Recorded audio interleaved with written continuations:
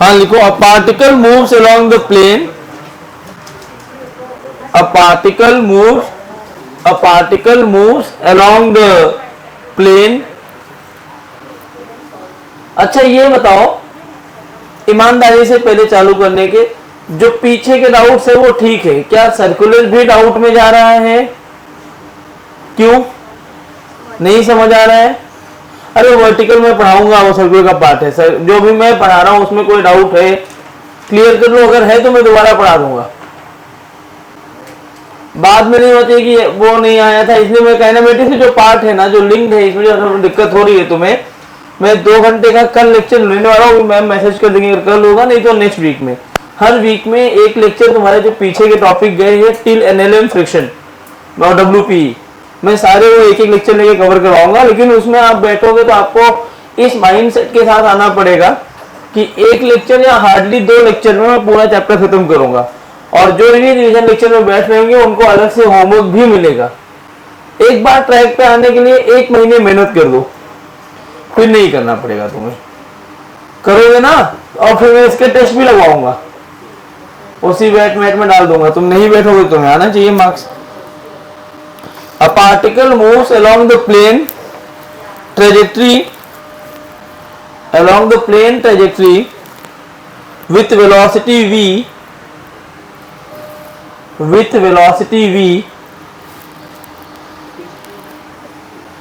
a particle moves along the plane trajectory with velocity v whose modulus is constant, मतलब magnitude constant है, whose modulus is constant, ये सब ना proper advance की language है, whose modulus is constant। Find the acceleration of the particle, find the acceleration of the particle at x is equal to find the acceleration of the particle at the point x is equal to 0।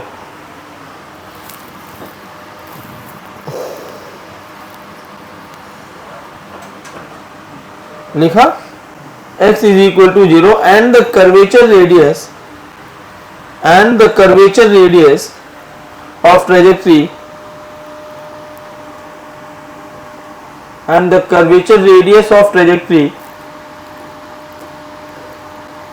at that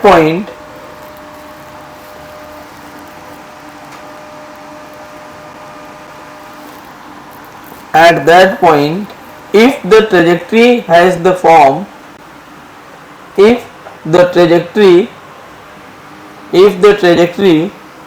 has the form पहला of a parabola, और parabola का equation दिया है y is equal to ax square, और दूसरा है of an ellipse, और इसका भी इक्वेशन दिया है x by A to the whole square y by B to the whole square is equal to 1, और बता रखा है a and b are constant है। अच्छा एक्सेलरेशन में तो आप आराम से लिख सकते हो, क्या करोगे एक्सेलरेशन के लिए, y दिया है ना तुम्हें दोनों केस में, डिफरेंशिएट कर देना है 2 बार, एक्सेलरेशन मिल जाएगा। कर्वेचर ऑफ रेडियस के लिए एक फार्मूला तो हमने क्या पढ़ा है, v square upon a perpendicular, बराबर, और दूसरा फार्मूला क्या पढ़ा था, 1 plus D Y by D X to the whole square to the whole power 3/2 upon D square Y by D X square. अब यहाँ देखो वाई एक्स का फंक्शन दिया है ना, तो वहां ये बड़ा वाला फार्मूला आगे करोगे जल्दी हो जाएगा, ट्राई करो। चलो टाइम दिया आपको मैंने, मुझे सबसे पहले ऐसे सवालों में ना एक्सेलरेशन में मुझे कोई इंटरेस्ट ही नहीं है, वो मुझे पता है आप निकाल लोगे, मेरा इंटरेस्ट है खाली एक चीज में कि इसका रेडियस ऑफ कर्वेचर निकाला जाए, और रेडियस ऑफ कर्वेचर का फॉर्मूला है 1 plus dy by D X to the whole square to the whole power 3/2 upon D square Y by, correct, यही फॉर्मूला है। मुझे y x का फंक्शन दिया है, मैं पहला क्वेश्चन सॉल्व करने जा रहा हूं, तो ये तो मैंने खाली फॉर्मूला लिखा है यहां पर। अब मैं पहला क्वेश्चन सॉल्व करने जा रहा हूं, ध्यान से देखो। मुझे dy बाई डी एक्स और D square Y by D X square चाहिए ना, तो dy बाई डी एक्स मैं यहां से निकाल लेता हूं पहले क्वेश्चन के लिए। तो dy बाई डी एक्स क्या आएगा, y इज इक्वल टू कहां गया, ये है, तो क्या ये आ गया 2x, और D square Y by D X square क्या आएगा, यही आपका एक्सेलरेशन हो गया। डायरेक्शन बदल रहा होगा एक्सेलरेशन, लेकिन मैग्नीट्यूड वाइज कैसा है, कांस्टेंट। तो तुम्हें पहला आंसर मिल गया जो हमारा एक्सेलरेशन वाला आंसर है। अल्टीमेटली आप देखोगे ना, तो जो आपने पढ़ा था V square upon A perpendicular, वही चीज आ रहा है। D square Y by D square है क्या, ए, वही तो लिखा है, समझा क्या। तो मुझे dy बाई डी एक्स और D square Y by D X square भी मिल गया। तो r में लिख सकता हूं 1 plus 2ax to the whole square to the power 3/2 upon 2a। ठीक है क्या, कोई दिक्कत है तो बोलो, पक्का नहीं है ना। ये रेडियस है, लेकिन पूछा कब है वो, तो x 0 पर निकालना है, तो 1 plus 2a into 0 to the whole square to the whole power 3/2 upon 2a, या r आ गया 1 पे, तो कुछ भी पावर रखो 1 ही आएगा, तो 1/2a पहले का आंसर। दो सवाल पूछा था, एक्सेलरेशन और रेडियस, क्या आ गया, क्या टफ है इसमें। अगर आपको फार्मूला आता है तो कैलकुलस ही टफ कर सकते हैं क्या, तो सेकंड केस में कैलकुलस बहुत टफ हो गया है। कैसे हो तो समझाता हूं। इसमें डायरेक्ट इक्वेशन दिया है y is equal to A X square, तो आपने dy बाई डी एक्स लगा लिया। इसमें डायरेक्ट फार्मूला नहीं दिया है, तो आपको इसको ऐसे लिखना पड़ेगा। सेकंड क्वेश्चन को थोड़ा सा यहां से चेंज करना होगा। मैं इसको ऐसे लिखूं क्या, y square by B square is equal to 1। मैंने जो होल पावर लगा 2 लगा है, उसको हमने अलग अलग से लगा दिया ताकि हम कैलकुलेट कर पाए। क्या मैं ऐसे लिख सकता हूँ y square by B square is equal to 1 minus x square by A square. तो y स्क्वायर क्या बनेगा, B square minus B square x square by A square. तो y क्या आया, B square minus B square by A square into X square to the whole power half. क्या अब ये equation जो है ऐसा बनता हुआ दिख गया, y is equal to X square. बेटा मैथ्स टफ है, आया। अच्छा ये a नहीं है ना यार, इसमें a कैसे आएगा, देखो acceleration v square by r होता है ना यार, क्योंकि कांस्टेंट वेलोसिटी जा रहा है तो यूनिफॉर्म होगा ना, तो r की ये वैल्यू डालनी पड़ेगी। कहाँ गया ये, तो एक्सेलरेशन आएगा v square by r 1/2a है।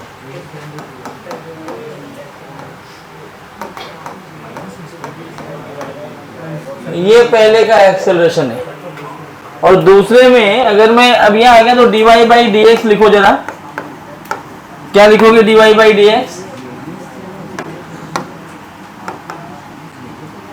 जब इसको डिफरेंशिएट करोगे सबसे पहले, तो इस पूरे को x मानना पड़ेगा, x के रिस्पेक्ट में कर रहे हो, तो क्या होता है 1/2 रूट दिस, मतलब 2 root B square minus B square x square by A square multiplied by D by D x of B square minus B square by A square into X square. यही लिखोगे, chain rule लगा रहा हूं मैं। अब आगे देखो क्या कर, ये इधर लिख चुके हो क्या, थोड़ा कैलकुलेशन वाइज ये टफ हो गया है और कुछ नहीं। अब dy बाई डी एक्स अगर लिखा जाए बच्चों, तो ये आ रहा है 1। मैं थोड़ा सा इसको ऐसा कर दूं क्या, a स्क्वायर से यहां भी मल्टीप्लाई कर दूं, तो बी स्क्वायर कॉमन लेके बाहर ले सकता हूं मैं, और a भी बाहर आ जाएगा यहां से नीचे से, तो ये ऐसा बन जाएगा क्या, 1 की जगह a upon 2b root over A square minus x square. समझ में तो आया मैंने क्या किया है? किसी को दिक्कत नहीं समझा? अरे मैंने इस ए स्क्वायर को यहां क्रॉस मल्टीप्लाई कर दिया तो क्या बन गया, ए square b square minus B square x square to the whole upon A square. तो बी स्क्वायर यहां से कॉमन ले लोगे तो यहां क्या बचेगा, a square minus x square upon to the whole upon A square. तो बी स्क्वायर का रूट बी, ए स्क्वायर का रूट ए, तो ए नीचे आएगा ऊपर चला गया, तो a upon 2b root over A square minus x square multiply करोगे तो ये b तो कांस्टेंट है, क्वेश्चन में लिखा है, गायब हो गया, यहां से आ जाएगा ये 2, यही 2 तुम्हारा फंस रहा था बेटा, 2b square by A square into x. अब ये 2 ने 2 को मार दिया, एक b ने b को मार दिया, एक a ने a को मार दिया, तो dy बाई डी एक्स देखो बहुत आसान दिख रहा है अपने को, bx by A root over A square minus x square. कोई दिक्कत, कोई दिक्कत है किसी को? है तो पूछ लो।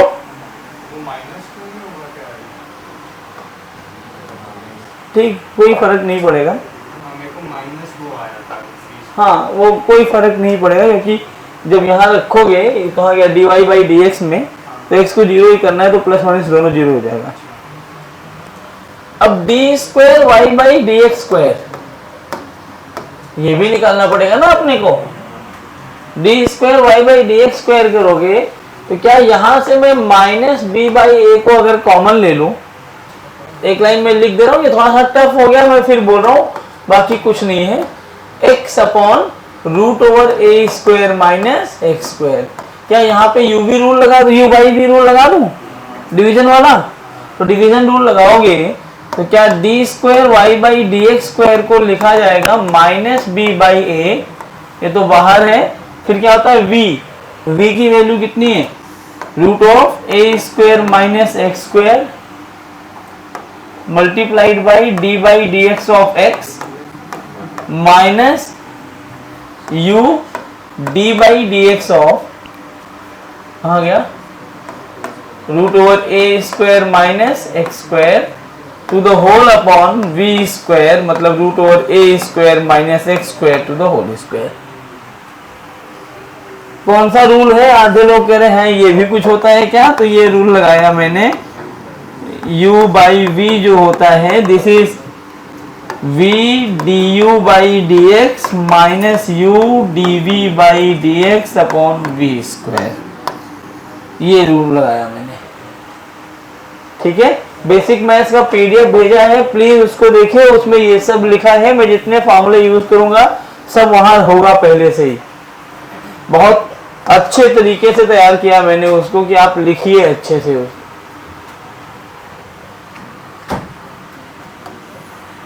आइए, तो D square Y by D X square को अगर सॉल्व किया जाए तो क्या आ रहा है देखो, माइनस बी बाई ए, और यहां क्या बचेगा, रूट ओवर ए स्क्वायर माइनस एक्स स्क्वायर। और भी तरीका है इसको सॉल्व करने का, मैं अभी तुम्हें बताऊंगा नहीं, वो तरीका बाद में बताऊंगा जब आप कोनिक सेक्शन पढ़ लोगे मैथ्स में। पैराबोला, हाइपरबोला, पैराबोला पढ़ लिए क्या? स्ट्रेट लाइन ही हुआ होगा, अभी सर्कल चालू है, इसके बाद पैराबोला होगा, स्ट्रेट लाइन हुआ होगा, पेयर ऑफ स्ट्रेट लाइन हो गया होगा। अब सर्कल चल रहा है, सर्कल के बाद एलिप्स, पैराबोला, हाइपरबोला यही पढ़ते हैं। तो जब आप सर्कल, एलिप्स, पैराबोला पढ़ लेंगे तो पहले वाले क्वेश्चन का पैराबोलिक ग्राफ बना के स्लोप निकाल दो, फटाफट हो जाता है। सेकंड केस में भी वही होता है, आप इस कैलकुलेशन से बच जाओगे, लेकिन वो बचने के लिए अभी आपको करना पड़ेगा क्योंकि मैथ अच्छा होना चाहिए। फिर माइनस एक्स, ये क्या बनेगा, upon 1/2 root multiplied by minus 2x, मैं डायरेक्ट लिख दिया। क्या आप सबको समझ में आ रहा है? ये बन गया ए स्क्वायर माइनस एक्स स्क्वायर, तो D square Y by D X square बनेगा। तुम्हारी मर्जी, तुम चाहो तो मल्टीप्लाई कर लो, मैं ऐसे रख देता हूं, मल्टीप्लाई कर ही देते हैं, थोड़ा अच्छा दिखेगा।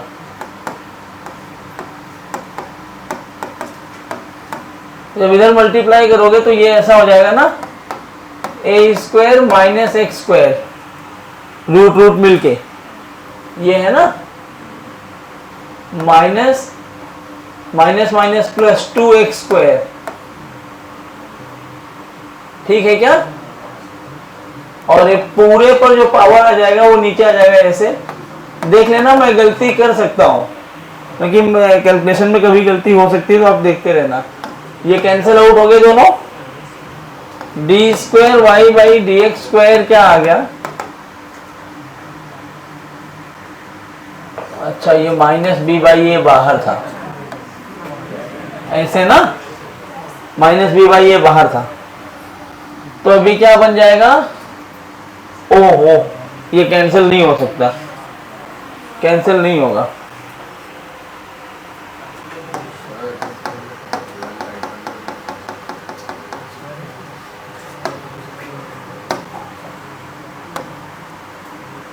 ये ऐसे लिखा रहने दो, ठीक है। x जीरो पर ही पूछा है ना, तो मैं x जीरो रख देता हूं ना यहाँ पे ही। तो यार x जीरो रख दो तो D square Y by D X square की वैल्यू x जीरो पर मिल जाएगी तुम्हें। तो जैसे x जीरो किया हमने, D square Y by D X square की वैल्यू आ गई माइनस बी बाई ए, ये पार्ट जीरो हो जाएगा, ये x वाला पार्ट भी जीरो हो गया। क्या बचेगा? ये ए स्क्वायर और नीचे भी बच जाएगा। अब ये x जीरो हो तो ये मल्टीप्लाइड बाई 2a बनेगा, और यहाँ ए स्क्वायर पहले से होगा। क्या ये 2a क्यूब बन जाएगा? बोलो हाँ। तो ये इससे कैंसिल हो गया, तो क्या D square Y by D X square की जो वैल्यू आ रही है, this is minus 2a minus B by 2a square. अरे मैंने x जीरो डाल दिया इसमें, तो ये वाला पार्ट हट गया, ये वाला पार्ट हट गया, ऊपर बचा ए स्क्वायर, नीचे ये हट जाएगा और ये हट जाएगा। तो यहाँ क्या बचेगा? 2 रूट ए स्क्वायर मतलब a, 2a multiplied by A square, तो 2a क्यूब, और ऊपर क्या था? ए स्क्वायर। तो ए स्क्वायर ने यहाँ से 2 को काट दिया, नीचे बचा 1। अब ऊपर तो कुछ नहीं बचा, यहाँ 1 रह गया, minus B by A upon 1 by 2a बचा है। मल्टीप्लाई किया तो minus B by 2a square. सही है क्या? नहीं समझा? बोल बोल बोल। नहीं आया?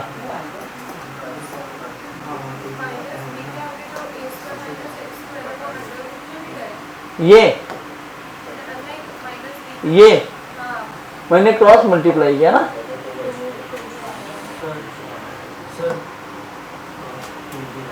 टू भी आएगा, तो यहाँ पे 2 आएगा, तो ये 2 यहाँ रह जाएगा, ये 2 ने 2 को मार दिया। अब ठीक है,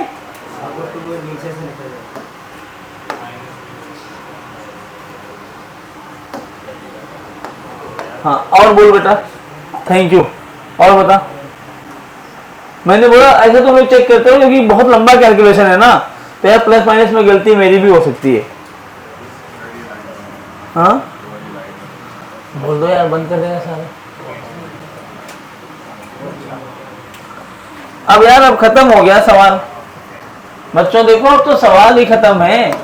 अब आर लिखना है, तो ये वाले फार्मूले में 1 plus D Y by D X, किधर था D Y by D x?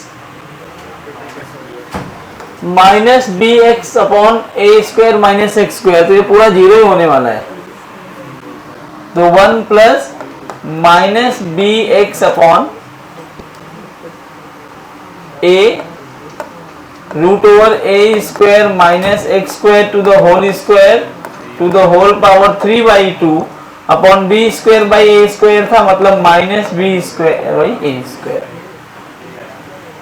अब ये x वाले पार्ट पे ये जीरो हो जाएगा पूरा, 1 पर कुछ भी पावर लगाओगे 1 ही आएगा। तो यहां से r क्या आ रहा है? ये पूरा टर्म जीरो हो गया, तो ए स्क्वायर बाई बी माइनस में, माइनस का यूज नहीं करते क्योंकि रेडियस है ना, कभी प्लस कभी माइनस होता रहेगा। यही बोला था मैंने आंसर अभी। A square by B. और अब आप निकाल लेंगे आगे एक्सेलरेशन कैसे निकालेंगे, वी स्क्वायर बाई आर। तो आर करेंगे तो ये क्या बन जाएगा,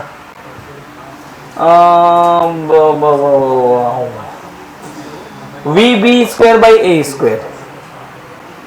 ये कहाँ टफ था, ये मैंने पेज का इस्तेमाल कहीं किया क्या इस सवाल में, ये पूरा मैथ से यहाँ तक।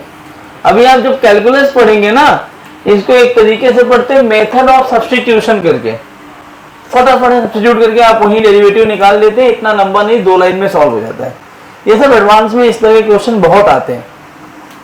मैं ऐसे क्या करूंगा ना, डेली मॉडरेट करा करके एक आध बीच में टफ क्वेश्चन डाल दिया करूंगा, आपकी वो भी प्रैक्टिस होती रहेगी।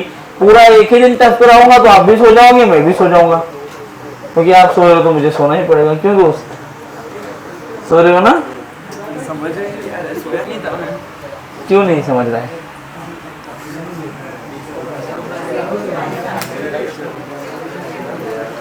अगर आपको अच्छे से समझना है, मैं फिर बोल रहा हूँ आपको, मैंने बेसिक मैथ्स के नोट्स भेज दिए, सबको मिल गया है। आप उसका जेरॉक्स निकालिए, प्रिंट निकालिए, जो भी करना है आप उसके सारे क्वेश्चंस की प्रैक्टिस कर डालो, कोई भी फार्मूला बाहर से नहीं आएगा। समझ रहे हो? थोड़ा सा अभी और पढ़ते हैं, बस सब चुप हो जाओ। तो ये ऐसे सवाल कर लोगे, अभी थोड़ा और आगे बढ़ते हैं और अच्छे सवालों में चलते हैं। हम जो पीछे कर रहे थे उसी ट्रैक को कंटिन्यू करते हैं। बीच में एक सवाल मैंने ऐसे घुसाया, डेली एक एक घुसाता रहूंगा सवाल। हमने लास्ट क्वेश्चन किया था कि एक डिस्क रखा है, डिस्क ओमेगा से घूम रहा है, डिस्क ओमेगा से घूम रहा है, उसके ऊपर एक ऑब्जेक्ट रखा है। स्टेशनरी रखने के लिए म्यू दिया है कोएफिशिएंट ऑफ फ्रिक्शन, उसको स्टेशनरी रखने के लिए ओमेगा की मैक्सिमम वैल्यू कितनी होनी चाहिए? कुछ आया था root g r by mu, हाँ mu r by mu g by r, जो भी आया था। अब वही सवाल फिर से है, मैं वही बना रहा हूं, ओमेगा ही निकालनी है आपको। और अभी भी मैं साइड व्यू ही बना रहा हूं, कि टॉप व्यू भी बना के दिखा दूंगा आपको कि ऐसे इस तरह से वही डिस्क है, लेकिन अभी मैं इसको ओमेगा से नहीं घुमा रहा हूं, अल्फा रेडियन पर सेकंड से घुमा रहा हूं। t0 पर ओमेगा की वैल्यू 0 है। वही ब्लॉक यहां रखा हुआ है जिसका मास m है, यहां म्यू है, तुम्हें बताना वही है। सवाल में दोबारा रिपीट नहीं कर रहा हूं। Find omega to keep the block stationary, find omega to keep the block stationary. अभी क्या ना, अभी मैं बीच में थोड़ा डिस्टर्ब था, मेरी बेटी की तबीयत खराब थी, अब सब सही हो रहा है, नॉर्मल हो गया है। 2 दिन का और बचा है उसका कोर्स। अब मैं फ्री हो गया हूँ। अब मैं यहाँ तुम्हारे साथ बैठूंगा और सुबह से शाम तक तुम्हें यहाँ रगड़ना पड़ेगा। जो 1:30 छूट के भागते हो ना, अब नहीं भाग पाओगे। 2 to 4 प्रैक्टिस सेशन। हाँ, डेली मैं यहाँ बैठा के एक शीट दिया करूंगा 25-30 क्वेश्चन के, जैसा जिसका लेवल होगा। मतलब वो नहीं था गेम खेलते हो, लेवल 1 पार किया आसान का तो लेवल 2 मिलता है, फिर और थोड़ा टफ, फिर लेवल 3, ऐसे हम भी यहाँ लेवल देंगे। एक चैप्टर में लेवल 10 तक जाना है आपको, सब बैठ के करेंगे, किसी को घर जाने नहीं दूंगा मैं। तभी तो मार्क्स आएंगे। क्यों मिश्रा जी, सही बोल रहा हूँ ना? ये हमारा नया दोस्त हो गया है, तुम भी हो ये भी, लेकिन तुम दोस्ती तोड़ रहे हो, बातें कर रहे हो। ट्राई करो, मत तोड़ो दोस्ती यार।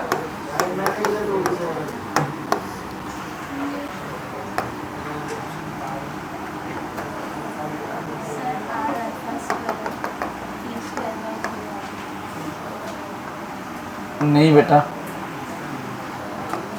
ये टॉप व्यू में ऐसा दिख रहा होगा, अंदर है और ऐसे गोल गोल घूम रहा है, इसको स्टेशनरी रखना है। ट्राई करो अच्छे से। अल्फा दिया है, ओमेगा नहीं दिया है, ये भी ध्यान देना है आपको। टाइम का फंक्शन आपको नहीं बताना है दोस्त, ये सवाल करना है यार।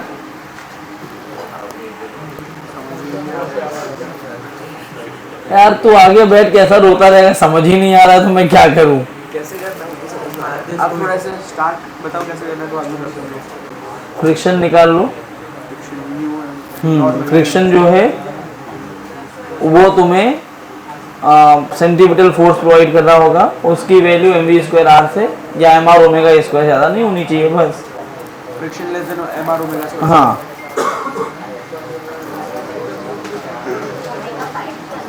यस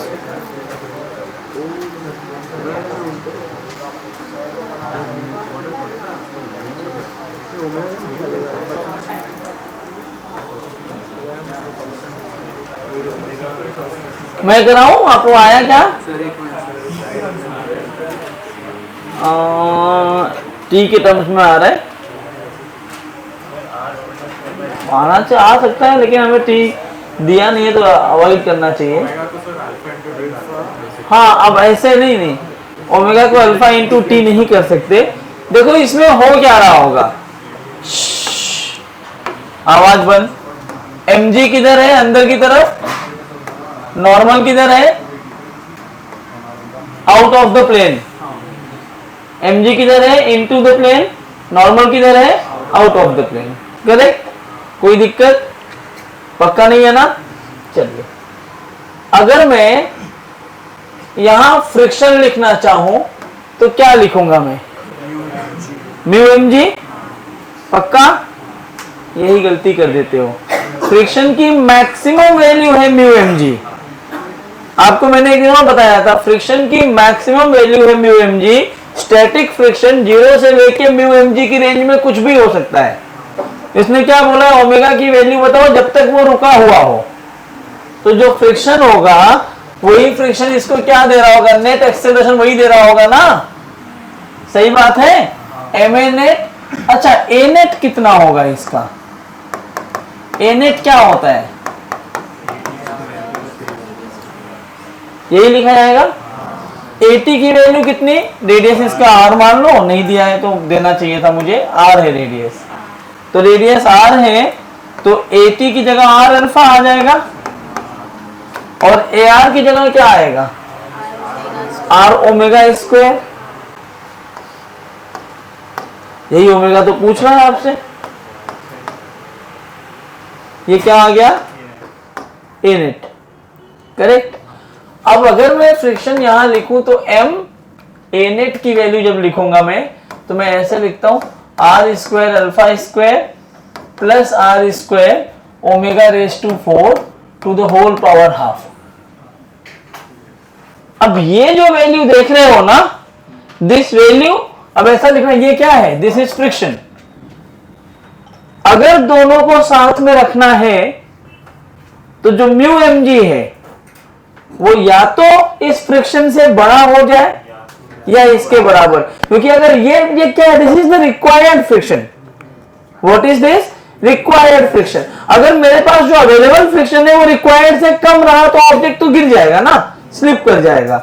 अगर मुझे रोक के रखना है तो मैं ऐसे लिखूंगा, to keep the block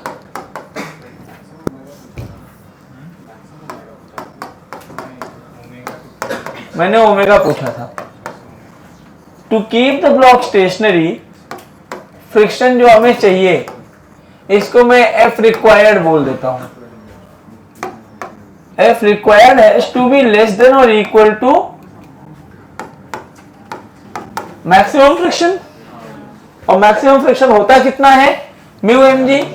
therefore हम लिख सकते हैं m r square alpha square plus r square omega raise to 4 to the power half should be less than और equal to mu times of mg। m ने m को मार दिया। Inequalities तो पढ़ चुके होंगे, लिखा लेस देन इक्वल टू है लेकिन हम सॉल्व कर रहे हैं उसको इक्वल मानकर। तो अब मुझे अगर इसको आगे सॉल्व करना है तो मैं इसको स्क्वायरिंग बोथ साइड कर दूं। पहले तो ये पावर हटाना पड़ेगा ना,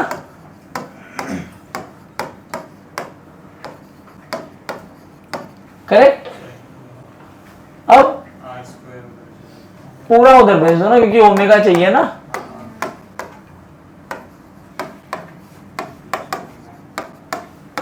सही है ना? Omega raise to 4 is less than equal to mu square g square minus r square alpha square upon r square, या ओमेगा की value less than equal to mu square g square minus r square, mu square g square minus r square alpha square upon r square to the power. अब देखो इसमें मेरे circular motion का जो concept है, circular और आगे के चैप्टर इसलिए टफ होते हैं कि आपको पीछे की चीजें नहीं पता होती। ये फ्रिक्शन का मेन कॉन्सेप्ट है। मैंने क्या देखा कि एक डिस्क है, उस पे अल्फा से घुमा रहा हूं, वो कब तक रुका रहेगा? जब तक जो फ्रिक्शन मिल रहा है वो म्यू एम जी से, जब तक जितनी भी जरूरत है वो म्यू एम जी से कम होगा, तब तक वो रुका रहेगा। म्यू एम जी जैसे ही क्रॉस कर गया, क्या ऑब्जेक्ट गिर पड़ेगा? गिरने से बचाने के लिए क्या करना होगा अपने को? मतलब मेरा जो रिक्वायर्ड फ्रिक्शन है वो म्यू एम जी के बराबर मैक्सिमम केस में, अगर ओमेगा मैक्सिमम पूछेगा तो ये वैल्यू है, और मेरा ओमेगा जब तक इसके बराबर ऐसे छोटा रहेगा दोनों साथ में चलेंगे, जैसे ही ओमेगा इस वैल्यू को क्रॉस कर गया तो गिर जाएगा। ये क्वेश्चंस कम कॉन्सेप्ट्स करा रहा हूं मैं तुम्हें।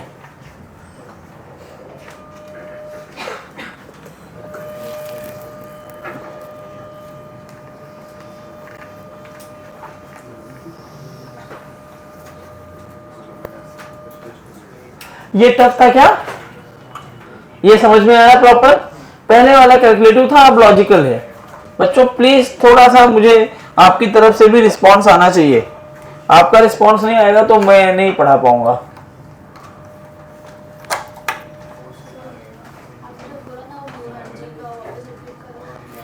देख, मुझे जो फ्रिक्शन चाहिए, मुझे चलने के लिए साथ में एक फ्रिक्शन की जरूरत पड़ेगी, क्योंकि ये जो डिस्क है वो रोटेट कर रहा है। तो डिस्क रोटेट कर रहा है, तो डिस्क के लिए डिस्क को रोटेट कौन करवा रहा है? फ्रिक्शन। अब फ्रिक्शन की वैल्यू अल्फा दिया है, मतलब फ्रिक्शन क्या होगा? ma, F net is equal to ma, और सर्कुलर में दो ये होते हैं, क्योंकि अल्फा आया तो at भी आ गया होगा।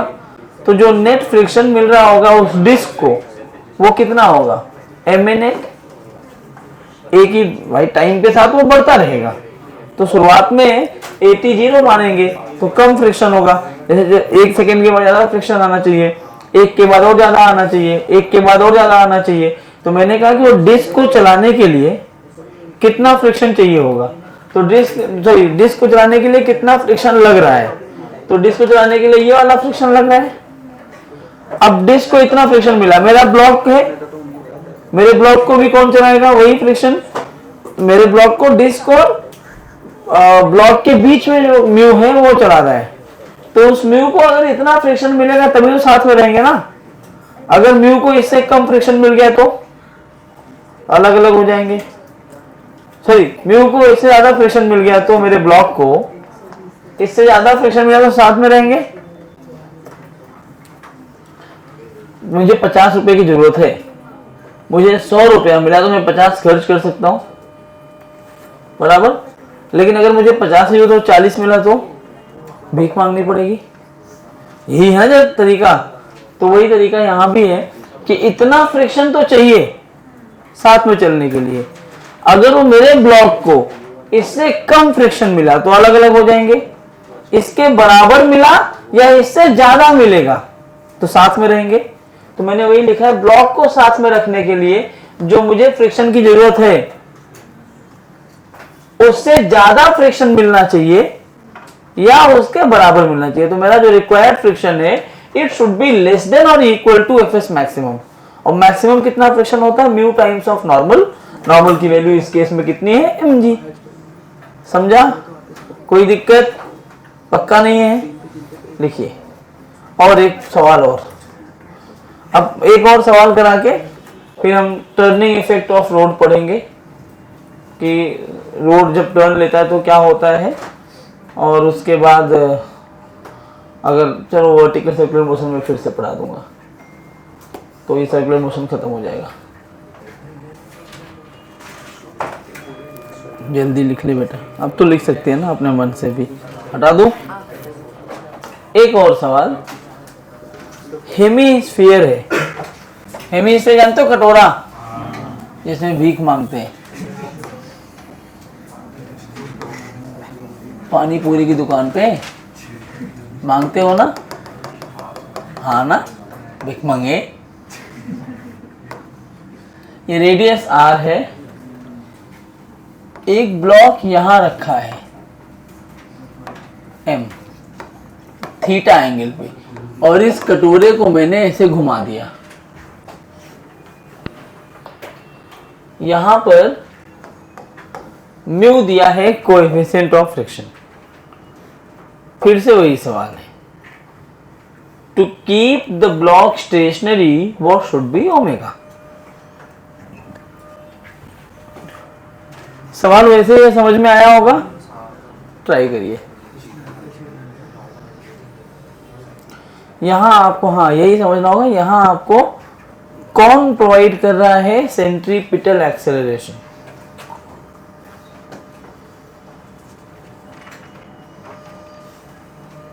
एक्सिस तो बना दिया सर ऊपर तक, हाँ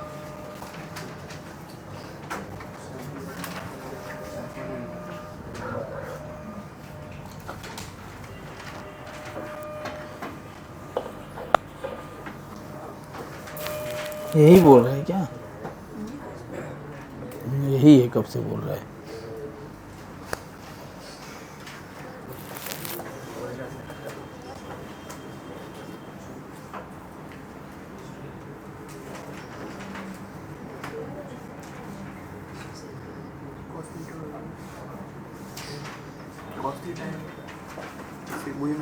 पीछे से cos थीटा, पीछे से ये जो आया था मतलब सेंट्रीपिटल फोर्स cos थीटा में आएगा ना।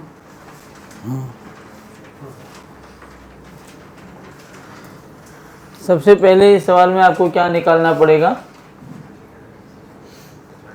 वो कौन से सर्कल में घूम रहा है। जिस सर्कल में वो घूमता है उसमें सेंट्रीपिटल फोर्स लिखते हैं ना।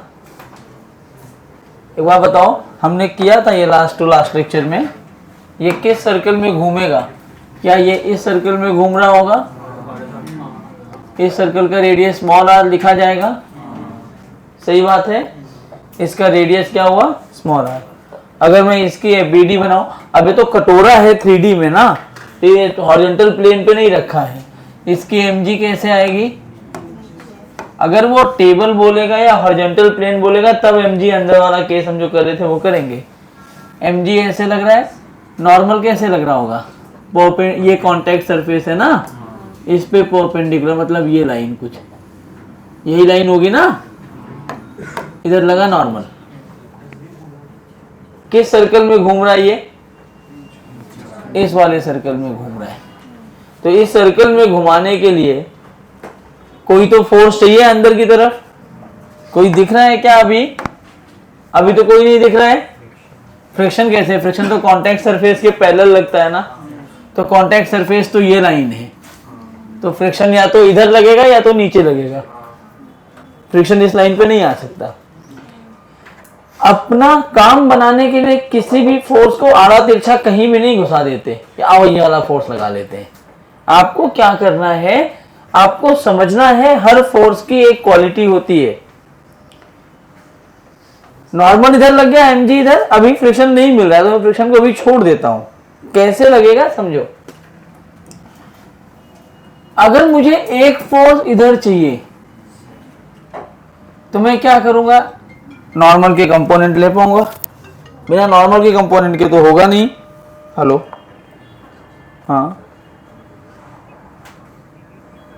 मैम मैं लेक्चर में हूँ अभी। हाँ, तो नॉर्मल का एक कंपोनेंट इधर, एक इधर, ये कंपोनेंट ये थीटा हो जाएगा एंगल, तो ये क्या आया, और ये, अरे यार अब तो मुझे ये जुगाड़ लगाना पड़ेगा कि फ्रिक्शन किधर होगा, तभी तो हम कुछ कर पाएंगे। या मुझे ये चीज तो पता है, ये ब्लॉक क्या स्लाइड करके नीचे आना चाह रहा होगा, उसको रोक के कौन रख रहा होगा उस पॉइंट पे, फ्रिक्शन।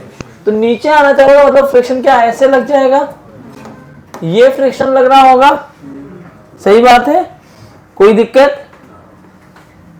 इस फ्रिक्शन के भी दो कंपोनेंट बन सकते हैं, एक इधर और एक, हाँ कि ना? मैं ओमेगा मैक्स ही निकाल देता हूँ। ओमेगा मैक्स मान लो मैं तुमसे पूछ रहा हूँ, तो ओमेगा मैक्स के केस में क्या ये म्यू एम जी हो जाएगा? नहीं, सब हूँ एन की वैल्यू यहाँ एम जी नहीं है, ठीक है। अब इस एफ के भी कंपोनेंट लेने पड़ेंगे, ये थीटा, तो ये 90 माइनस थीटा, तो क्या ये एफ कॉस थीटा, क्या ये आ गया एफ साइन थीटा। अब आप देखो तो N cos theta plus F sine theta मिलकर के एम जी को बैलेंस कर रहे हैं। अगर ओमेगा मैक्स ले रहा हूँ तो ऊपर जाने लगेगा ना ब्लॉक थोड़ा, तो फ्रिक्शन स्टेशनरी रखना है ना। हाँ, तो फ्रिक्शन नीचे लगेगा ना, तो क्योंकि ओमेगा बहुत आगे होगा। नहीं नहीं नहीं नहीं, नहीं, नहीं। ब्लॉक को अगर मैं कहीं रखा हूँ तो उसको ऊपर जो सेंट्रीफ्यूगल फोर्स से आपको जा रहा है ना, हाँ, तो लेकिन इसमें नहीं जाएगा ऊपर, ये स्फीयर है, इसमें सेंट्रीफ्यूगल बाहर की तरफ आ रहा है, ये सर्कल। अगर मैं उसको ऐसे ऐसे घुमाता तब तुम्हारी कंडीशन सही होती। परपेंडिकुलर टू प्लेन, ये प्लेन में ही घूम रहा है, इसलिए वो नहीं हो रहा है। और दूसरा क्या इक्वेशन बन रहा है अपना? Minus F cos theta M R omega square, और आर की वैल्यू क्या आएगी? हाँ, ये जो पूरा रेडियस आर हो गया, small r by capital R is equal to sine theta, तो small r is R sine theta. इन दोनों इक्वेशन को सॉल्व कर लो, आपको ओमेगा मिल जाएगा, ट्राई करिए। या इसको एक और तरीके से सोच सकते हैं क्या, एफ की वैल्यू, ठीक है सही करो, अगर वो नीचे भी लग रहा होगा ना, लगेगा तो इसी लाइन पे ना, तो कॉस और साइन रिवर्स साइन में खाली डिफरेंस आएगा, चीजें तो वही रहेंगी। अब सॉल्व तो कर लोगे ना यार, मैं सॉल्व ना कराऊं चलेगा, बस तुम्हें एफ की वैल्यू म्यू एन रखना है वहां से ना, एफ को क्या रखोगे? Mu N. सॉल्व कर लोगे, कर लेना, घर पे नहीं आएगा मुझसे पूछ लेना। स्मॉल आर की वैल्यू यहां पर, इसको ओ बोल दो, इसको पी, इसको क्यू,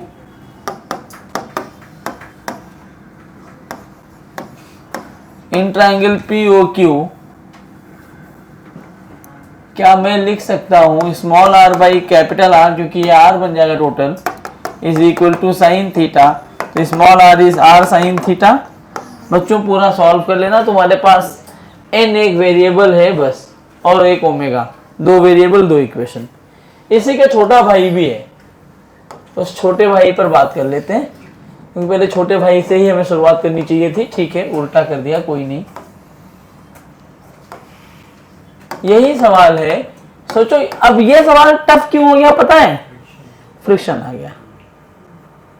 समझ में आ रहा है मैं क्या बोल रहा हूं? कोई दिक्कत है किसी को? पक्का नहीं है ना? अगर तुमसे ओमेगा की रेंज पूछता तो क्या करते? तब आप म्यू एन नहीं लिखते, तब आप यहां एफ ही रख के सॉल्व करते, क्योंकि म्यू एन क्या है? मैक्सिमम फ्रिक्शन साथ में रखने के लिए ना, आप म्यू एन नहीं रखते, आप ओमेगा को एफ रखते, एफ की वैल्यू निकालते इन टर्म्स ऑफ ऑल। ये घर पे करना है इसके आगे, क्योंकि मैं क्यों छोड़ रहा हूं इसके आगे, क्योंकि कैलकुलेशन ही है ना। अभी दो इक्वेशन बन गया, सॉल्व तो कर लोगे, मैथ्स तो आती है ना इतनी, इक्वेशन सॉल्व करना नहीं आएगा तो अगले लेक्चर में बोल देना, मैं करवा दूंगा। थोड़ा तुम भी दिमाग लगाओ। वही सवाल है, ये वाला रेडियस आर दिया है बच्चों, फिर से यहीं पर ब्लॉक रखा है, ये थीटा, फिर से ओमेगा पूछा है, लेकिन अब की बार फ्रिक्शन नहीं दिया है। तो अगर फ्रिक्शन ना देगा तो तब तो एकदम सिंपल हो गया ना, ये इस सर्कल में घूम रहा है, ये इसका स्मॉल आर, ये कैपिटल आर, नॉर्मल ऐसे आएगा, एम जी ऐसे आएगा, ये वाला कंपोनेंट क्या बनेगा? एन साइन थीटा, ये कंपोनेंट अभी तो हमने निकाला, ये क्या है? N cos theta. अब फ्रिक्शन तो है ही नहीं, इतने तो फोर्स है, तो एन कॉस थीटा का मेन काम क्या हो रहा है? एम जी को बैलेंस कर रहा है। एन साइन थीटा क्या दे रहा है आपको? Centripetal force. इन दोनों को डिवाइड कर दो, एन एन मर गया, tan theta is equal to r by g. अब आर की वैल्यू अभी तो निकाला हमने, तो मैं इसको ऐसे लिखूंगा, sine theta by cos theta is equal to omega square r sine theta by g. Sine ने साइन को मार दिया, ठीक है ना। तो यहां से जो ये ओमेगा लिखा जाएगा या ओमेगा स्क्वायर आया वो आया जी बाई आर कॉस थीटा, या ओमेगा की वैल्यू रूट जी बाई, बहुत सिंपल आ गया। लेकिन यहां ये टफ आएगा। क्यों टफ आया? फ्रिक्शन से। एक फ्रिक्शन क्या करता है समझ में आ गया आपको? फ्रिक्शन लगा, ये सवाल करने का मेरा एक ही पर्पस है, आप ये समझ पाए कि फ्रिक्शन जो है, आप ये समझ पाए कि फ्रिक्शन करता क्या है, मेन काम क्या है उसका, लगता कैसे है। तो हमेशा कांटेक्ट सरफेस के पैरेलल ही लगेगा। तो कभी भी फ्रिक्शन लगाने के लिए आए तो बाकी सारे फोर्सेस लगा लीजिए, फ्रिक्शन बाद में देखिए कि किसको बैलेंस करना है, किधर जा रहा है, फ्रिक्शन को उसके हिसाब से मोल्ड करिए। ठीक है क्या? पहले क्वेश्चन में अगर मैं उसका कंपोनेंट नहीं ले सकता क्या सेंट्रीफ्यूगल फोर्स का, क्योंकि एक कंपोनेंट ऊपर की साइड लग रहा होगा किसका? सेंट्रीफ्यूगल फोर्स का। हाँ। एक कंपोनेंट एन की, तब आप एफ नीचे रखोगे, तो F नीचे आ जाएगा। तब आप एफ नीचे रखोगे। आपने क्या किया? आपने फ्रेम चेंज किया है, हाँ। तो कोई दिक्कत नहीं होती। आप अगर इसी फ्रेम में बैठ के देखोगे तो अंदर एन साइन थीटा लग रहा है आपको, तो ये रुका हुआ दिखेगा, तो आपका एम आर ओमेगा स्क्वायर बाहर की तरफ लगेगा। उस एम आर ओमेगा स्क्वायर का एक कंपोनेंट आपने इधर ले लिया, दूसरा नीचे ले लिया। फिर आपने क्या किया इस केस में पता है कि जब एक इधर कंपोनेंट लिया, एक इसके परपेंडिकुलर लिया, तब आपने एन का कंपोनेंट नहीं लेना होगा आपको। तब आप लिखोगे कि एम आर ओमेगा स्क्वायर का जो कंपोनेंट इधर वाला है ये फ्रिक्शन तब नीचे लग जाएगा, तब वो फ्रिक्शन उसको बैलेंस कर रहा होगा और एन को ये पूरे एम जी और उसके कंपोनेंट बैलेंस कर रहे होंगे। तो बात एक ही है, तुम किसी का भी कंपोनेंट ले लो, आएगा आंसर वही। वो तो सोचने की तरीके हैं, मुझे ये तरीका बेस्ट लगता है क्योंकि इसमें मैंने सेंट्रीफ्यूगल फोर्स को इंट्रोड्यूस नहीं किया है, कोई सूडो का कॉन्सेप्ट नहीं लगाया मैंने। और सूडो का कॉन्सेप्ट नहीं लगाया तो तरीका ये, क्योंकि सूडो का कॉन्सेप्ट नहीं लगाया तो सारे फोर्सेस को जिस सर्कल में वो घूम रहा है उस सर्कल पे तो फोर्स दिखाना ही चाहिए ना, बिना उसके कैसे कर लोगे। आपने क्या किया, उधर कोई फोर्स नहीं दिखाया, बाकी फोर्सेस को बांट दिया। ये दोनों क्वेश्चन लिख लिया क्या?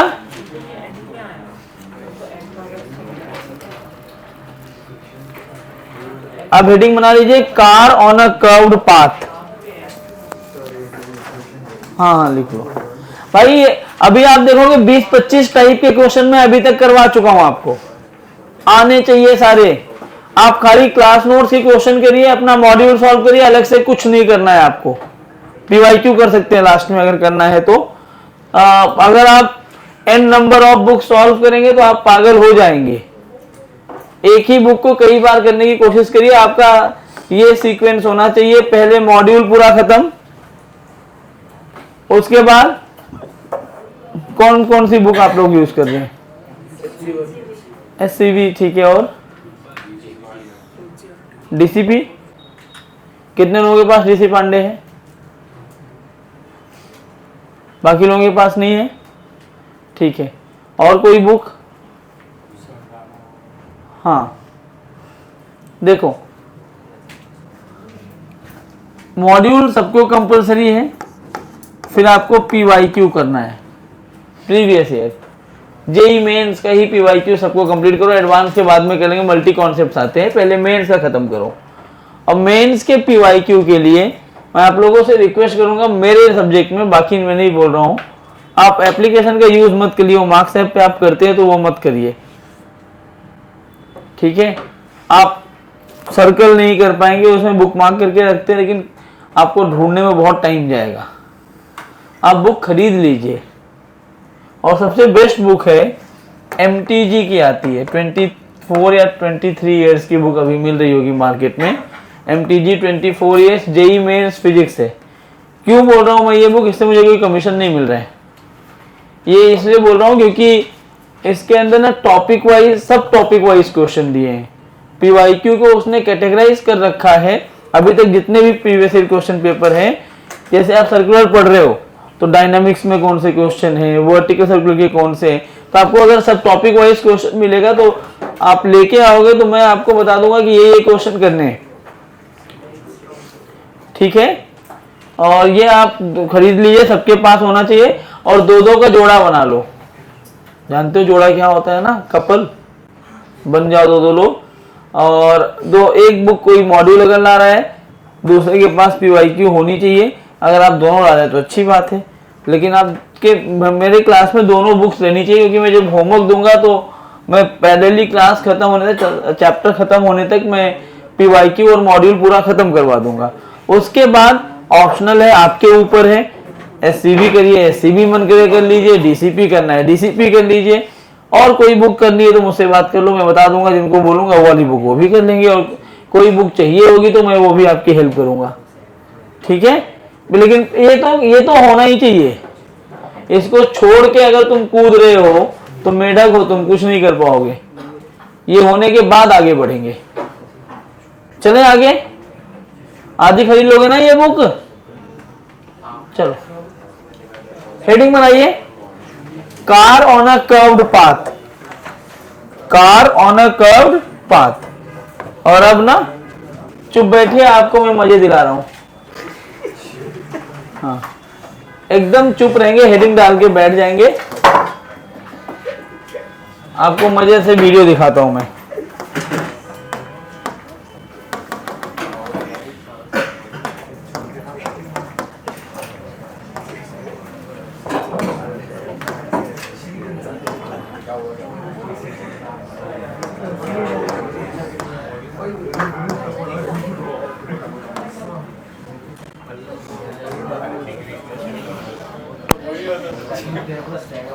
एकदम चुप रहना।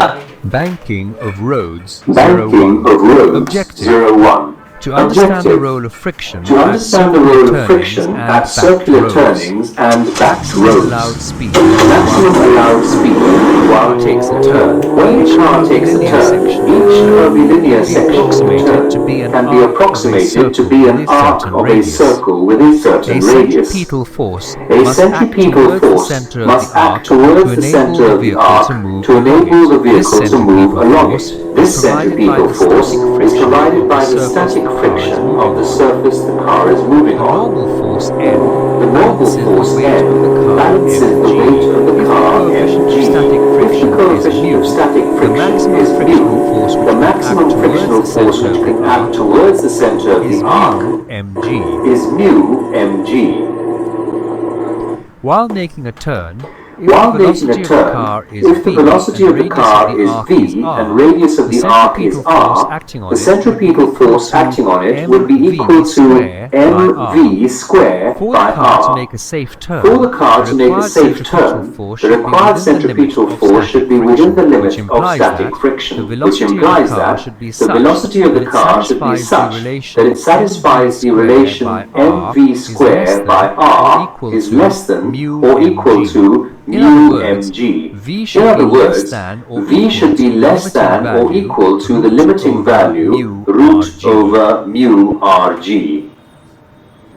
If the car moves with a velocity If the car greater than moves the with a limiting velocity value, greater it than the skids limiting away from the value, center. it skids away from the center. Banking of roads.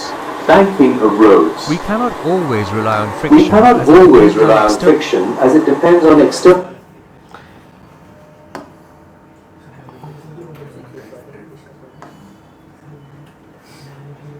ये देखो, आपने भी पूरा देखा। अब मैं आपको समझा रहा हूं, क्योंकि ये अगर मैं डायग्राम में बना के दिखाता तो आपको समझता नहीं, ये 3D में ही समझेगा। mg किधर लग रहा है? रोड के अंदर। अब ये रोड तो मैं ऐसे पेपर पे बनाऊंगा तो बहुत मुश्किल होगा, तो मैं रोड को ऐसे बनाने वाला हूं। तो mg किधर होगा? इनटू द रोड, ठीक है।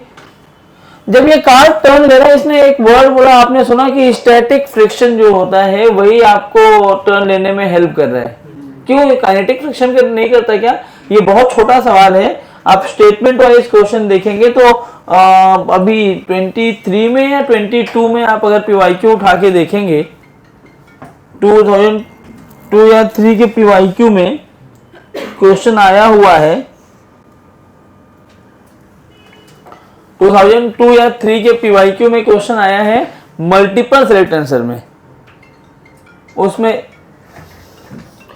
यही चीज पूछा है। जब मैं पूछ रहा हूं ना 2002 या 3 के PYQ में सेम चीज पूछा है जो मैं आपसे अभी बोल रहा हूं। काइनेटिक फ्रिक्शन की वजह से कार आगे कौन सा फ्रिक्शन आपको ले जाएगा? तो यार प्रॉब्लम क्या है पता है, जब कार टर्न ले रही है, कार रोड पे चल रही है, तो कार का एक point of contact, actually car का जो व्हील है ना वो कंबाइंड ट्रांसलेशनल एंड रोटेशनल दोनों मोशन करता है। क्या करता है वो? ट्रांसलेशनल भी मोशन करता है और रोटेशनल भी। अब रोड को क्या लगता है कि कार का एक पॉइंट जो व्हील है, व्हील का एक पॉइंट हमेशा रोड के साथ कांटेक्ट बना के रखा है। इसका मतलब उसको ये लगता है कि व्हील का मतलब जो पॉइंट ऑफ कांटेक्ट है व्हील और रोड का, इट इज इन कांटेक्ट। उसको लगता है कि वी बोथ आर टुगेदर। और जब दो लोग साथ में रहते हैं तो स्टैटिक फ्रिक्शन होता है। जैसे ही उनको ये लगने लगता है कि अरे हम अलग अलग हो रहे हैं, स्लिपिंग चालू हो जाती है, स्किड करके कार कभी बाहर निकल जाती है, कभी डिवाइडर में आके ठोक देते हैं। देखा है ना वो सब? वो किस चीज का क्या क्या बताता है वो? कि आपका जो रिक्वायर्ड फ्रिक्शन है वो कम हो गया। जैसे आप साइकिल चलाते हैं, कीचड़ है, आप कीचड़ में साइकिल चलाते हुए जाइए, आपकी साइकिल का टायर जो है बिल्कुल नया है, अगर तो टायर का नया है तो आप कीचड़ में भी टर्न लेंगे, निकल जाते हैं। लेकिन अगर आपका टायर थोड़ा भी खराब है ना, थोड़ा भी वो खराब पुराना हो गया है, तो क्या होगा? आप गिर जाओगे वहीं फिसल के। दिखता है आपको? तुरंत गिरते हो। क्यों फिसल रहे हो भाई? क्योंकि आपका जो ग्रिप है ना वो टायर का, इंटरलॉकिंग वो बन नहीं पा रही है। पॉइंट ऑफ कांटेक्ट मतलब वहां पे स्टैटिक फ्रिक्शन काम नहीं करता। आपने ग्रिप क्या प्रोवाइड करता है? इंटरलॉकिंग। मैंने शायद कभी बताया तुम्हें फ्रिक्शन के बारे में, नहीं बताया तो सुन लो। ग्रिप क्या प्रोवाइड करता है? इंटरलॉकिंग। और वही इंटरलॉकिंग आपको आगे चल के फ्रिक्शन प्रोवाइड कर रहा है। जितना ज्यादा इंटरलॉक होगा उतना ही ज्यादा आपका स्टैटिक फ्रिक्शन होगा। टायर पुराना हुआ तो ग्रिप कम हुआ, इंटरलॉकिंग कम हो गई, मतलब जो लिमिटिंग फ्रिक्शन था उसकी वैल्यू कम हो गई। उसकी वैल्यू कम हुई मतलब आप बहुत जल्दी ही लिमिट को क्रॉस कर जाएंगे, इसीलिए पुराने टायर में एक्सीडेंट ज्यादा होते हैं। स्कूटर कभी देखो, जो स्कूटी जाते हो एक्टिवा, वो पहले कभी बारिश होगी ना पहले गिरते हैं वो। बाइक उतनी जल्दी नहीं गिरती जितनी जल्दी आप स्कूटर से गिर जाते हैं। क्यों? उसका टायर छोटा है, तो पॉइंट ऑफ कांटेक्ट कम है, तो उसको इंटरलॉकिंग कम है, तो फ्रिक्शन कम मिल रहा है, जल्दी आप वो लिमिट क्रॉस कर जाते हो। क्योंकि जैसे ही पानी डाल दिया ना मैंने, जो फ्लोर जो सरफेस है वो स्लिपरी हो गया, मतलब उसकी ऑलरेडी म्यू की वैल्यू कम हो गई है, उसमें आपने ग्रिप भी कम कर दिया, तो होगा क्या? आप फिसल जाएंगे। समझ में आ रहा है मैं क्या बोल रहा हूं? तो आप भी आज का लेक्चर और आने वाला लेक्चर, एक और लेक्चर इसी बात पे डिपेंड करता है। हालांकि हम बहुत चालाक लोग हैं, हमें अगर लिखा होता है कहीं पर कि मैक्सिमम स्पीड 40 या 50, हम इंडियन ना एक बार चेक करते हैं 50 के ऊपर जाऊं क्या होता है, तो जानबूझ के कम लिखते हैं। जो इंजीनियर्स होते हैं ना वो जानते हैं कि हम गधे हैं, तो वो इसीलिए 80 की स्पीड मिलती है तो 50 ही लिखते हैं कि आपको एक स्कोप मिले कि आप 60 में जाके देखो क्या होता है, तो मरो मत। अब तुम अगर मरने के लिए तैयार हो तो बढ़ाते जाओ, कब तक नहीं मरता हूं मैं, तो कुछ नहीं कर सकते हम। क्यों भाई? मरना है?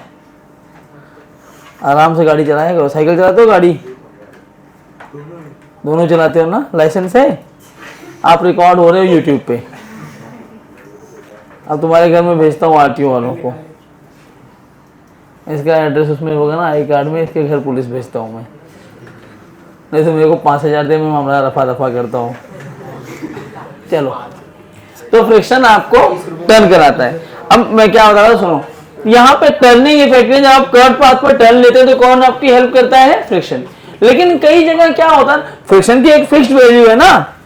अब अगर मुझे फ्रिक्शन की जैसे टर्न ले रहा हूं मैं, तो मेरे भाई इतना बड़ा रेडियस नहीं होता। जैसे मुझे मान लो यहां से घूम के यहां आना है, तो मैं आर की वैल्यू बढ़ा दूं कि mv² बाई आर ज्यादा हो जाए। उससे क्या होगा?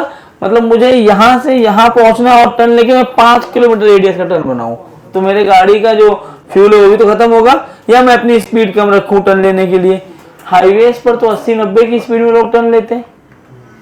वहाँ फ्रिक्शन अकेला आपकी हेल्प नहीं करता है, क्योंकि ऑलरेडी हाईवे से जो रोड बनाते हैं हाईवे पर वो बहुत स्मूथ बनाते हैं, प्लेन बनाने की कोशिश करते हैं, तो वहां भी फ्रिक्शन की वैल्यू तो ऑलरेडी कम है, तो आप टर्न कैसे लेंगे। तो वहां टर्न दिलाने के लिए आपने अगर ध्यान से देखा होगा तो वो जो रोड होती है ना वो उठी हुई दिखती है आपको, बैंक्ड, उसको बोलते हैं बैंकिंग ऑफ रोड। मतलब रियल लाइफ में आपको अकेले फ्रिक्शन से ही टर्न नहीं मिल रहा है, हम पढ़ेंगे दोनों, लेकिन आप रोड को बैंक्ड करके, रोड का एक किनारा ऊपर करके भी, रोड में बैंकिंग ला करके भी आप फ्रिक्शन ले सकते हैं। कैसे, वो अभी एक्सप्लेन कराया गया है, by R. ध्यान से देखो, फिर मैं दोनों To पढ़ाऊंगा। make a safe turn, For the car to make a safe turn, the required centripetal force should be within the limit of static friction, which implies that the velocity of the car should be such that it satisfies the relation mv square by r is less than or equal to mu mg. In other words, v should be less than or equal to the limiting value root over mu rg. If the car moves with a velocity If the car moves with a velocity greater than the limiting value, it skids away from the center. Banking of roads. Banking of roads. We cannot always rely on friction. We cannot as it always depends rely on external friction as factors it such depends as on rain external or factors frost, such as which rain or significantly frost, decreases the which value of static significantly friction. decreases the value of static friction. To avoid skidding of vehicles, To avoid skidding of vehicles at turns, the outer edge of the road is raised up, which is called banking.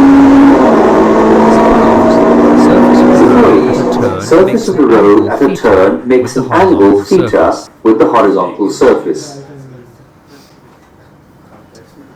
This results in the horizontal This component results of in the normal horizontal force, component of N normal sin force, theta, n sine theta. अब हम लोग पढ़ेंगे ना तो यही diagram बनाएंगे, ये बना हुआ, ये देखो इंक्लाइन प्लेन दिख रहा है, टर्न कैसे लेना है उसको अंदर की तरफ। अब देखिए इसका जो इनर सरफेस है रोड का और जो आउटर सरफेस है रोड का, इनर और आउटर सरफेस के बीच में एक हाइट का डिफरेंस है, समझ में आ रहा है, वो एक हाइट का डिफरेंस है। ये डिफरेंस क्रिएट करने से पहले कौन अकेले आपको सपोर्ट कर रहा था, फ्रिक्शन, अब कौन सपोर्ट करेगा, नॉर्मल का एक कंपोनेंट भी। तो उससे फायदा क्या होता है, आपकी सेफ स्पीड बढ़ जाती है, तो एक रेंज, लेकिन इसमें एक कमी भी होती है। आप देखते होंगे कई बार गाड़ियां जाके एकदम हाईवे है ऐसे टर्न लेते रहते इधर जाके ठोकती है, और कई बार वो डिवाइडर पे आके ठोकती है अंदर की तरफ। तो इसमें क्या होता है, अगर बैंकिंग भी किया है तो दो चीजें होती है, मिनिमम आपकी स्पीड कितनी होनी चाहिए और मैक्सिमम, तो उसमें रेंज मिलता है। ये दो जगह आपको इंपॉर्टेंस देगा, एक तो जेईई नीट में तो इंपॉर्टेंट है ही, आपके बोर्ड्स में भी उतना ही इंपॉर्टेंट है। पहला ही चैप्टर बोर्ड्स का होगा 12th का, और ये बहुत इंपॉर्टेंट है, आप ध्यान से देखो, फिर मैं एक्सप्लेन कर रहा हूँ। Acting towards center, providing the necessary centripetal force at the turn. Friction is not taken into consideration here. Therefore, n sine theta is equal to mv square by r. The vertical component of the normal force balances the weight of the vehicle. So, n cos theta is equal to mg. From these equations, we arrive From at the these equation equations, we arrive at the tan equation theta equals to tan v theta squared equals by to rg. v squared by rg. Thus, Thus, v is equal to root v is over equal to rg tan root theta. over rg tan theta. This equation gives the speed This which, equation in the gives the absence speed of which, friction, in for the a absence given of angle of friction, inclination for a given and radius angle of curvature, inclination and radius of ensure that the curvature, vehicle remains would in its ensure that the designated vehicle path. remains in its designated path. This is known as the rated This is speed known as the rated balancing speed speed of a or turn. balancing speed of a turn. Rated speed of a curve Rated does not speed of depend a curve on the mass does of not the depend on the mass of the object. Summary. The maximum Summary. speed with which a The vehicle maximum can move speed with without which a vehicle skidding can while move taking without a turn skidding on a while taking a horizontal turn on a road horizontal is road is root over mu. समझे? मैंने आपको दिखाया, अब हम लिखते।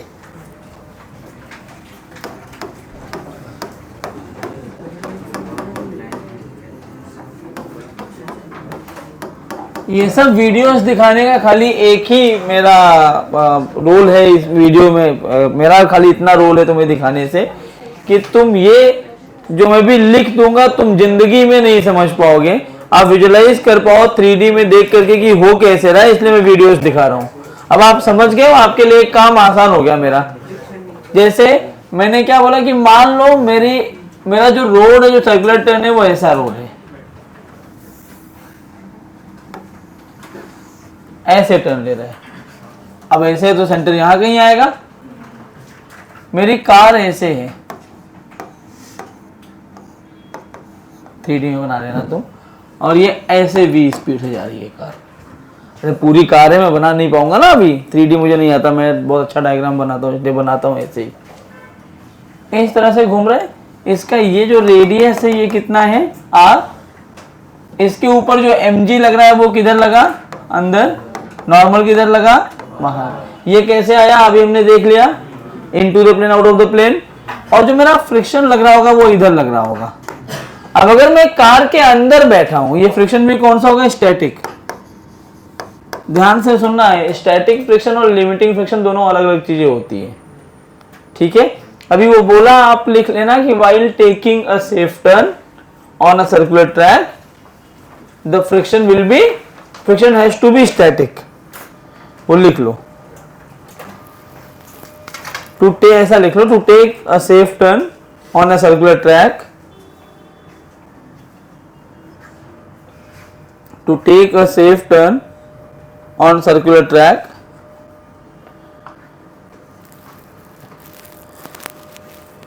static friction should act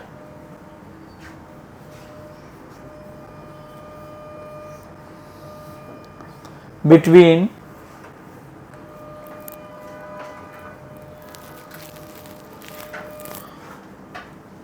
the road and tire of the vehicle, या car जो भी है, road and tire of the vehicle।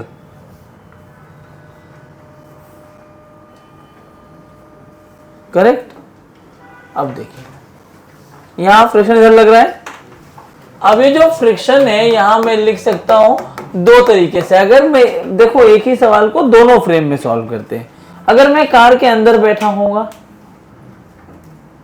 तो मेरे लिए तो कार रुकी हुई महसूस होगी। मुझे रुका होने का मतलब अगर अंदर फ्रिक्शन लग रहा है तो सेंट्रीफ्यूगल फोर्स बाहर लग रहा होगा। अगर मैं बाहर से देख रहा हूं तो मुझे दिखेगा कार ऐसे टर्न ले रही है, क्या सर्कल बनाते हुए दिख रही होगी। अगर ये सर्कल बनाते हुए दिख रही है तो मेरे लिए जो फ्रिक्शन की वैल्यू होगी वो सेंट्रीपिटल फोर्स होगा। बात दोनों में एक ही आ रहा है। मैं इसको लिखूंगा F static is equal to mv square by r। अगर मैं बाहर से देख रहा हूं, अंदर से देखा होगा तो भी लिखूंगा F static is equal to mv square by r। लेकिन दोनों में फर्क क्या है, अंदर बैठ के देख रहा हूं तो मैं फोर्सेस को बैलेंस आउट कर रहा हूं, बाहर बैठ के देख रहा हूं तो मैं नेट फोर्स लिख रहा हूं। समझ में आया क्या? तो फ्रिक्शन इज प्रोवाइडिंग, या स्टैटिक फ्रिक्शन लिख देता हूं मैं, centripetal force to take the safe turn. Correct. Therefore F static should be equal to mv square by r। Correct. और ये mv स्क्वायर बाई आर, अब मैं सेंट्रीफ्यूगल फोर्स से इसको सॉल्व करने की कोशिश क्यों कर रहा हूं, ध्यान से समझना है। इससे अपोजिट में मैंने mv स्क्वायर बाई आर लगाया, सेंट्रीफ्यूगल। इन सवालों को सेंट्रीफ्यूगल से सॉल्व करने पे एक फायदा में हो जाता है, अपने को फील आ जाता है कि अगर मेरा स्टैटिक फ्रिक्शन लिमिटिंग फ्रिक्शन पे पहुंच गया तो उसके ऊपर तो सबसे कम होने लगेगी वैल्यू। मतलब ऐसा सोचो, उल्टा बोलो कि अगर मेरा v इतना v बढ़ेगा तो क्या mv स्क्वायर बाई आर बढ़ेगा? v बढ़ेगा तो क्या होगा? mv स्क्वायर बाई आर बढ़ेगा। इसका मतलब ये है कि क्या बाहर वाला फोर्स बढ़ेगा। अब बढ़ते बढ़ते v बढ़ते बढ़ते बढ़ते बढ़ते अगर मेरे maximum value of static friction को क्रॉस कर गया तो फिर ये रोक ही नहीं पाएगा। यही तो इसको बैलेंस कर रहा है। और ये v बढ़ते बढ़ते बढ़ते बढ़ते इसके मैक्सिमम वैल्यू को क्रॉस कर गया तो स्किड कर जाएगा वो। और किधर जाएगा? बाहर की तरफ। क्या ये कभी अंदर भी स्किड कर सकता है? कभी भी।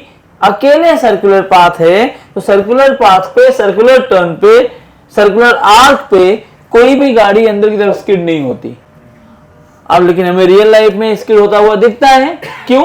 क्योंकि रियल लाइफ में म्यू भी होता है और बैंकिंग भी होती है। अकेले म्यू नहीं होता और अकेले बैंकिंग नहीं होती। वो हमें समझ में नहीं आता डेली। आप कभी रोड पे चलते दिखता है बीच में ऐसा ऊंचा दिखता है आपको, हल्का सा। ऐसा नहीं कि बीच में 40 डिग्री पे उठा दिया है, 5 डिग्री 10 डिग्री पे उठाते हैं। तो ज्यादा उठा देंगे तो तुम गिर जाओगे, फोर्स ज्यादा लगेगा। फोर्स लगा तो इंजन की पावर जनरेट होगी, पावर गया तो फ्यूल जाएगा, फ्यूल जाएगा तो गाड़ी की माइलेज कम हो जाएगी। तो अल्टीमेटली उन सब का ध्यान रखते हैं। एक इंजीनियर्स होते हैं जो बहुत ध्यान रखते हैं हर चीजों का। रोड कंस्ट्रक्शन के टाइम पे बहुत चीजें होती हैं। फिलहाल हमें उस पर बात नहीं करनी है। ये है सेफ टर्न लेने के लिए 2 तरह के सवाल पूछते हैं, इसलिए मैंने इसमें ये लिखा है। अगर से मेरा एफएस मैक्सिमम जो है, एफएस मैक्सिमम वो mv स्क्वायर बाई आर से ज्यादा है। मान लो मैक्सिमम अवेलेबल फ्रिक्शन है 10 और mv स्क्वायर बाई आर की वैल्यू 5 आ गई, तब क्या करेंगे? तब एफ स्टैटिक ही होगा तुम्हारा 5 के बराबर ही। समझ में आ रहा है? mv स्क्वायर बाई आर के बराबर ही हमेशा होगी। स्टैटिक फ्रिक्शन सेल्फ एडजस्ट करता है अपने आप को टिल मैक्सिमम वैल्यू। तो बेसिक इक्वेशन ये है कि F static should be equal to mv square by r. अब इसी में आगे जो अगला कॉन्सेप्ट हम पढ़ते हैं कि maximum speed to take a safe turn. Maximum speed के लिए क्या होना चाहिए कि जो mv स्क्वायर बाई आर है it should be less than और equal to fs maximum. Correct? ध्यान से देखना। स्पीड के लिए स्टैटिक फ्रिक्शन है, मैक्सिमम स्पीड के लिए fs मैक्सिमम है। स्टैटिक फ्रिक्शन की कहानी क्या है? वे फ्रिक्शन आपको आना चाहिए इट इज सेल्फ एडजस्टेबल, ये होना चाहिए। तो mv square by r is less than equal to, ये क्या हो जाएगा? म्यू टाइम्स ऑफ n, और n की वैल्यू इस केस में कितनी है? यहां से n की वैल्यू mg है। तो m ने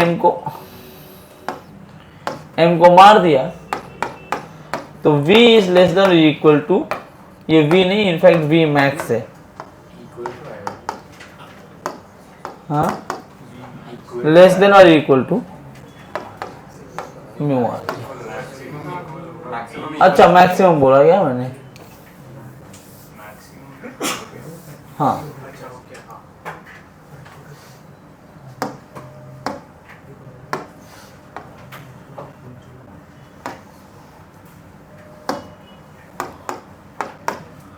तो v max should be equal to root over mu r g. खैर आपसे बहुत अच्छा सवाल पूछेंगे तब वो स्टैटिक पे जाते हैं। मैक्सिमम केस में यही बोलते हैं what should be the safest speed to take a turn. तो सेफ स्पीड के लिए मैं क्या निकालूंगा? Root over mu r g. अब ऐसा पूछते हैं कि एक कार है जिसका मास इतना दिया हुआ है, फ्रिक्शन की का कोएफिशिएंट इतना है, 50 किलोमीटर पर आवर की स्पीड से जा रही है, आप बताइए वो टर्न ले पाएगी कि स्किड कर जाएगी? तो आप उस केस में भी क्या निकालेंगे? वी मैक्स निकाल लेंगे। अगर गिवन वेलोसिटी वी मैक्स से कम है तो सेफ टर्न ले लेगा। गिवन वेलोसिटी वी मैक्स से ज्यादा हो गया तो बोल देना मरेगा। समझा क्या? ठीक है, नोट करो फिर हेडिंग बनाओ बैंकिंग ऑफ रोड। हाँ, बैंकिंग ऑफ रोड हेडिंग बना लो, जाओ इसको नोट करके जाना। अगले लेक्चर में बैंकिंग ऑफ रोड कराऊंगा। इन दोनों पे ही क्वेश्चन बचे हैं, ऑलमोस्ट चीजें खत्म हो गई है।